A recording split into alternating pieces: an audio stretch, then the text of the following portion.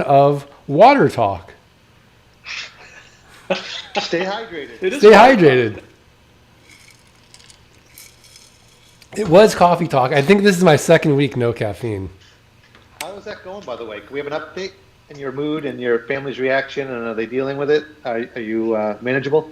Okay, so I'll walk you through it. Before I do that, we have to just tell everybody who we are. Who are we? We are the Land Geek guys. We're the Land Geek guys.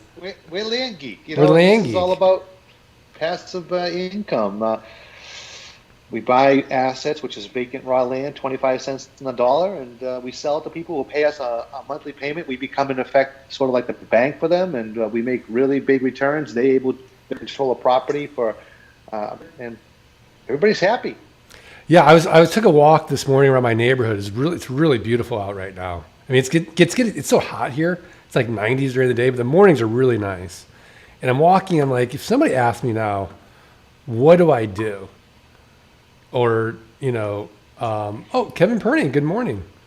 What do we do? I'm like, what kind of business are we in? I think we're in the total freedom business. And we're just using this vehicle of buying and selling raw land to get to total freedom to work when we want, where we want, and with whom we want. That's what we do, right? Yeah, this is just the method, right? That's what we want, and this just happens to be the quickest path to it that we've encountered, I guess. Yeah, Jason Mendoza, good morning. Quad latte with cashew. Nice, very nice. So, I mean, what do you think, Scott Bossman? If somebody asked you, like, what do you do? What would you say now? Oh, you cut out there, Mark. What was your question? Oh, if somebody asked you, hey, what do you do for a living? What would you say? Yeah, it's interesting because I think Scott Todd was talking about this. Like, whenever anybody asks him that, there's this little bit of a pause. Like, okay, here we go. we're going to tell people what I do, and they're going to be like, "You do what?" Right. And I still get that. But basically, by the beginning, the conversation is kind of interesting. They're like, "What are you talking about?" And then by the end of the conversation, they're very interested and motivated to hear more about how this business provides us with, exactly like you said, financial security, time freedom, location freedom is huge to me. I'm able to pack up my laptop and leave for a week if I want to go visit family, to go on vacation, like we did last month, and work where we want. And it's there's no better feeling in the world. No, it's great, and it's headache free. I mean, can you imagine owning a portfolio of rental homes, and the managers are like, oh yeah, here's the bill for this house, it's got a leak, and or if you're small, getting a call at 2 a.m, dealing with human beings in a really dramatic way, because it's their place they're living, and they need it repaired like now, and you feel the stress.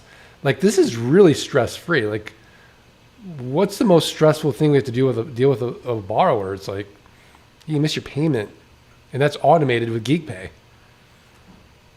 So we don't have to deal with that. That's a great word there, drama free. I love that. Drama free land investment, drama free real estate. It's drama free real estate, right? Or can you imagine if you had to evict somebody from their house because they couldn't pay you? Like, that's not a good feeling. I don't care who you are. Right? But, to say to somebody, hey, look, you defaulted on your land, they're like, oh, okay. Like, no one's, like, they know. It's not that traumatic or traumatic at all, really. I mean, when's the last time you had somebody calling you crying, I really need the land? Can I have, help me for this? Never. I've never had it. Scott, have you ever had anything like that? I'm sorry, my audio over here is really horrible. I'm having a hard time understanding. So I'm going to let you guys talk for a minute. We're having technical issues. I might. This seems to I be might a have to theme boss for us that tonight. Jason says audio is great today. Jason's got a question, which is great. Is there a threshold some might consider to jump into the paid ad sites? I've been advertising regularly, getting leads. The few that came through ended up in refunds, so looking for better leads. So is there a threshold in terms of the property value? Is that what I think he wants to know, like, is there a threshold some might consider to jump into the paid ad sites? I mean, maybe how big do you need to be, kind of thing, or how big is your marketing budget? I think we can stay small in terms of marketing cost and in terms of that you can do this through simple things like Facebook and Craigslist, and just scale it through some good VAs and some good automation. I don't think it's required or needed or necessary to go. Now, you may choose to, and some people have had success, but I personally don't think you need to. Yeah, I mean, he's like I mean, like lots owned or income. So Jason, we're fairly big and we've got really good cash flow, and I don't want to spend money on cold traffic because I don't need to. So, I mean, you could test it. It's not like I haven't tested it and done some small tests, but to go into the right way takes a lot of upfront planning. So the first thing you need to know is your numbers. You need to know your current funnel, let's say with your buyers list. How many leads do you get on average to equate to a sale? And then what is the average lifetime customer value on a sale? And then you can kind of do some math and figure out, okay, this is how much I can pay for a lead. But if you don't know those numbers, then you really have no business, experimenting yet into cold traffic. Now, once you know those numbers and you want to experiment, then I would say, great. You're probably way to do that would be if somebody clicks on your website. Let's say you do an ad on Facebook, you bring them to your website, then you can do retargeting on different platforms, and that's like pennies on the dollar. But to do really, marketing gurus are like, oh yeah, you need to solve cold traffic to really grow. Well, yeah, you do, but you can't do that until you know your numbers. And in this business, when you have platforms that are already spending millions of dollars to get you leads, like a Facebook or Craigslist, you just need to show up. Why spend the money?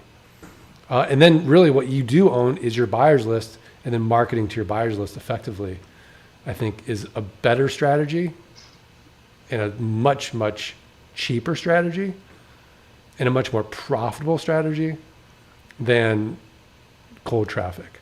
That being said, if you know your numbers, I don't think there's anything wrong with experimenting with it and see how it goes. Let us know. What do you think, Mike? I think it was very well said. Okay. I mean, have you ever played with cold traffic?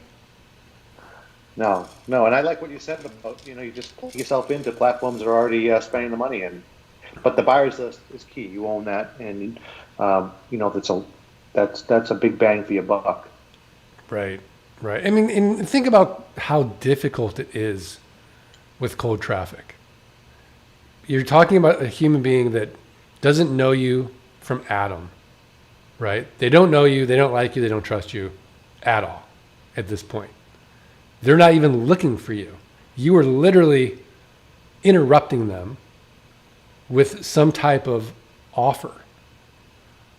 And then, you really have to know your targeting at that point.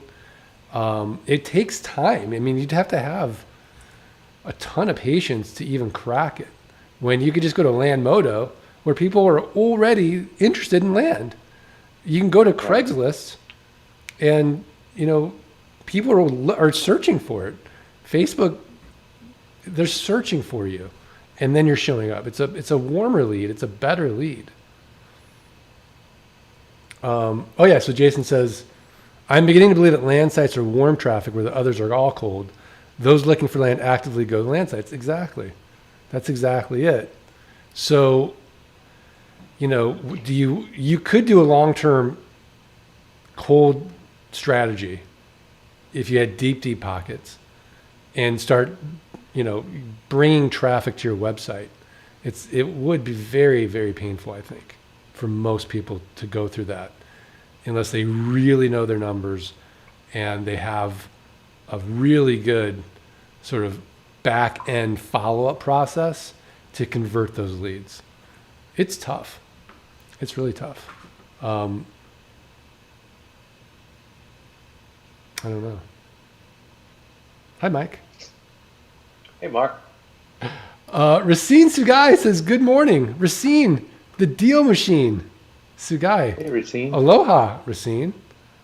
What happened? What time is it in Hawaii? Is it 6 in the morning? It's early. 7 in the morning? It's early. It's early. Glad to see she's up. So, anything come out of Nightcap last night that's noteworthy, newsworthy? We had a new format. We go in and we sort of go through the Facebook group. We look for what they're asking and answer them. And I thought it was really smooth. It went really well. It was really a nice change up, and it prompted some questions. So we talked last week how we wanted to mix it up, and that was one thing that. And what we did is we announced prior to the Nightcap that these are the questions we're answering, and then Scott went back and actually plugged into the questions in the comments a link to the Nightcap saying that we answered the question. So I think it's going to be very helpful with that new format. No, that's awesome. Dude buddy, Nightcap OG, Scott Bossman, what do you think? Oh, wait, he's not there anymore. He's not even here. That's right. Scott's got technical issues. He's like, sorry, guys, wasn't making things out on my end. I'll add names to the hat for the drawing. We got a drawing coming up. Right. For is it free lots this week? If you left a comment on Nightcap, or today, or maybe last week's Coffee Talk, then you're in the running. I might have to step up to the new mic. Mark, how are you loving that mic, Mark? Because I think it's time. I'm going to have one for next week's Coffee Talk. Is it worth? I'm going to get one. It's heavy. If you've tried that one. It's heavy. Get the stand. But you got to get a really good boom mic thing. I'm really using this effectively. I think this has dropped a few times because it was so heavy. I might even need a new one. I don't know. How do I sound? You sound great. Do I sound as good as Forbes though? Ah. He sounds really good, and because he's like right on the mic. I've got some. I don't know if I've got gain issues. I don't know if it's the room. I'm going to check with Larry Overstreet because he always sounds on point. He's got that voice for podcasts, and I want to see what mic he's got. I'm going to reach out to him. Yeah, Ben and Sandra Jensen said enjoyed the new format last night. Oh, so awesome! Thank you. That's great feedback. And I'm bringing this up because we had a little audio issues last night. We apologize, but we're dialing it. We're going to correct it. Just try to make it better and better each week. Yeah, absolutely. So, if there's no questions, we could go straight to our giveaway. I mean, unless somebody has some answers, any thoughts. Mike, how's business going for this week for you? Going well. We had a few sales. Just enjoying more and more of the CEO life.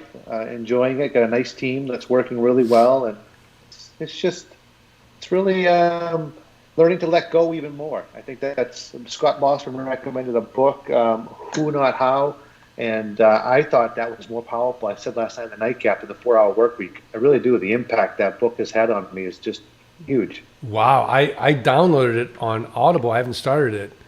Right now, I'm listening to Simon Sinek, The Infinite Game. Such a good book. I love that guy. That one's more about, sort of playing these long games that there's no winner. Right. The infinite game. So, think about maybe, let's say newspapers, right? They were sort of in the business, like they thought the game they were playing was the ad business. Like we were creating this content, this media for people, and then we're going to get revenue via ads. That was the business they were in. And so if that's the game they were playing, they weren't sort of playing this infinite game where no matter what happened, they could still play the game, which would be just the exchange of good information. Because if they were playing just the exchange of good information game, then Craigslist doesn't really ever disrupt that business, because then they can just quickly pivot and be like, oh, look at this new medium. Here's an even more efficient way to exchange information. Right. But they weren't playing that game. They weren't playing that long-term sort of principled game of doing that. And therefore they got disrupted. And, when's the last time you bought a newspaper? Right. That's a good point. I don't.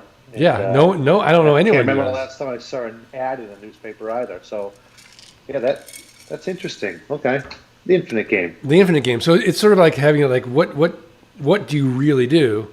It's kind of like, what's your why, but in a more of a less personal way, but a more of a business way of, what's this game you're playing that you'll never really win, but it's fun to play. I mean, one of the games that's, I think, really apropos right now is, are we playing the Republican Democrat game, and we're like, this is my team, and you pick a team and you want that team to win? Or are we playing the infinite game of democracy and the principles of all men are created equal, and we have these unalienable rights of life, liberty, and the pursuit of happiness? That's an infinite game. Through history, we've seen that game. Like the initial thing was, the founding fathers, when they said that, were probably just thinking, wealthy white men. But but through history, that game has expanded, and it's obviously clearly gotten better in lots of different ways. But the infinite game is democracy. It's not a short-sighted game of this team or that team. And I like that. That's sort of like the book. So sort of like if I was talking about fitness, I could focus on just the Peloton, or I could focus on being fit as a whole. So like it's not the device, it's the idea that I want to be fit. So then I have all around me avenues and opportunities to be fit, as opposed to a Peloton, a rowing machine, a weight set. That's a very specified way to be fit, but there's a bigger picture, right? Fitness, lifestyle. Right, exactly. So yeah, exactly. So your infinite game would entail not just, martial arts to get fit. Right. It would include all the ways of being fit, not physically, mentally, and spiritually, and maybe even financially. So your infinite game is basically, what do I need to do to create the best life, the best version of Mike Zano? Mm-hmm. And that is a game that you play your whole life, because we're constantly growing, you're constantly evolving. You never get there, essentially. Right. It's an integrated approach. I like that. That way, if you can't go to the dojo, or if your machine breaks, you don't say, "Oh, that's it, I'm out." You just pivot, and you stay active, and you find another way to embrace that. Right. Yeah. Exactly. It's like what we talk about, Kaizen, continual growth. Yes. I could have just written the whole book.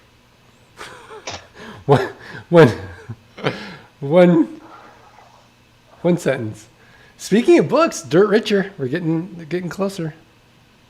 Nice. Yeah. So after this, you and I are doing our Dirt Richer interview. Oh, that's how to scale your land business. That's Dirt Rich. Okay. I don't know if it's going to be called Dirt Richer. If do you guys like that title? What do you guys think would be a good title for a book about how to scale your land business? Should it be because Dirt Rich is really a basic introduction to land investing. This is way more advanced. Like, if you don't have a land business, then you're not ready for dirt richer because you're not ready to scale anything yet. You'd have to start with dirt rich and then learn, okay, how do I scale? You know? So I want to think about that. Scaling the land business, something that would kind of capture that in a word. Right. Dirt rich, and then okay. Dirt richer. Well, No? I don't know. it's Dirtier and richer? you're already richer. It's something implying less of the money and more of the lifestyle at that point, isn't it?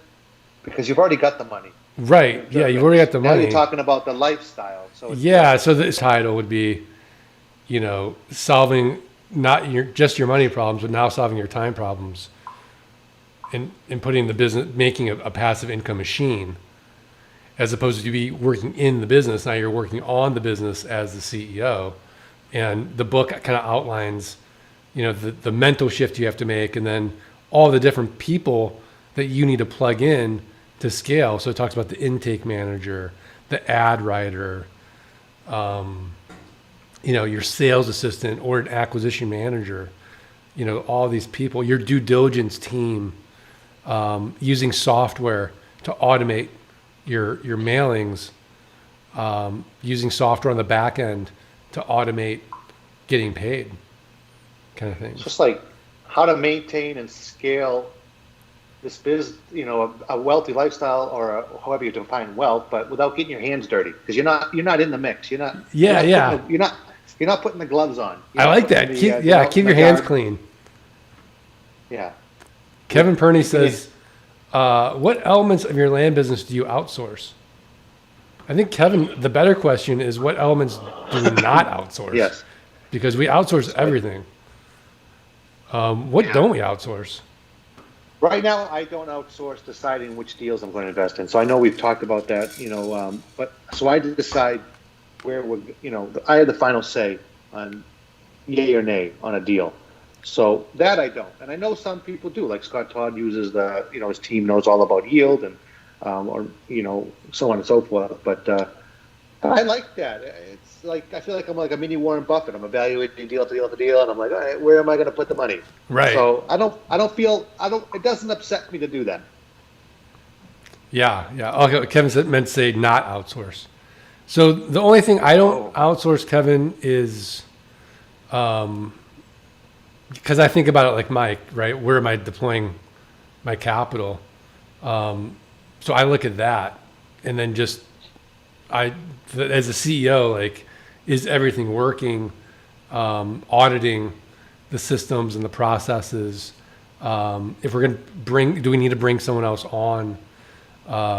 What that would look like, and sort of stress testing the systems and processes.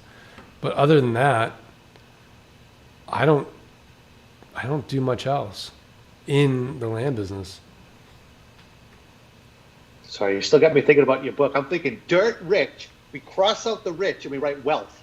All right, so Peter Zeros has some ideas. The dirt wise. Dirt wise, okay. Dirt scale. Yeah. Okay. Like it. Dirt empire. Ooh. Sound kind of like an ant. Kind of like what? An ant. An ant? Yeah. They have a dirt empire. Empire. Yeah, they have a dirt empire. You should be standing on top of dirt like this, like a caricature of you. Like. Right.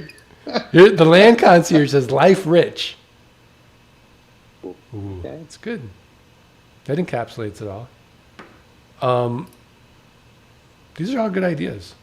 Well, I think you're really capturing the idea of, because I like when you do the wealth mindset at boot camp. I think that alone is worth the price of admission just to get that wealth mindset end segment that you do. And it's really, when you think about the way you talk about wealth, and so it's really what you're talking about. You go from dirt rich and then you embrace real wealth, like in the way that we define it, right? And enjoying our lavish lifestyles, but this passive income, what it has done for us to make us truly wealthy.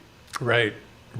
Yeah, no, absolutely. I mean, I spent an hour this morning just doing nothing and meditating and watching my thoughts and listening to the birds. And, you know, what a luxury it is to just do nothing and enjoy it and just experience life like in real time, because I'm not thinking, or hopefully, or just practicing, recognizing getting lost in thought and losing track of time and watching my mind. I mean, there was a time when at 7:30 in the morning, I'm at work. I'm in a cubicle already, like in front of a computer. And before that, I was fighting traffic for 45 minutes.